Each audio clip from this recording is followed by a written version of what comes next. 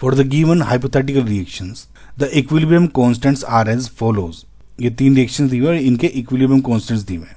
The equilibrium constant for the reaction XW is, देखो हमारे पास 3 hypothetical reactions हैं और इनके इक्विलिब्रियम कांस्टेंट दिए गए हैं और हमें इसका इक्विलिब्रियम कांस्टेंट निकालना है। रूल ये कहता है कि अगर हम 2 या 2 से ज्यादा रिएक्शंस को ऐड करके एक नई ओवरऑल रिएक्शन बनाते हैं तो उस नई रिएक्शन का जो इक्विलिब्रियम कांस्टेंट होता है उन इंडिविजुअल रिएक्शंस के इक्विलिब्रियम कांस्टेंट के प्रोडक्ट में होता है।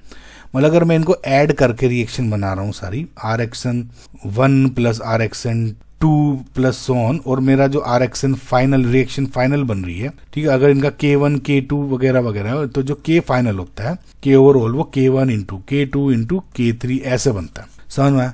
अब अगर आप ध्यान से देखो इन तीनों रिएक्शंस को ऐड कर दो आप, ये हो गया, दूसरी ये रिएक्शन है एंड तीसरी ये हो गई। So if I just add them क्या हो जाएगा, y से y कैंसिल, z से z कैंसिल, तो ओवरऑल रिएक्शन आपकी क्या हो रही है, x गिव्स w, जो कि मेरी डिजायर्ड रिएक्शन है। तो इसका मतलब अगर ये K1 था, ये K2 था और K3 था और ये K ओवरऑल मान लूं तो ये क्या हो जाएगा, प्रोडक्ट होगा इसका, बताया जैसे ऊपर।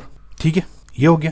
तो बस अब वैल्यू रख लो, K1 क्या है 1.0 मल्टीप्लाइड बाई, K2 क्या है 2.0 मल्टीप्लाई बाई, K3 क्या है 4.0 यानी 8.0 या 8 आपका प्रॉपर आंसर आ गया। ठीक है, यानी जो ऑप्शन नंबर 4 है इज योर करेक्ट आंसर।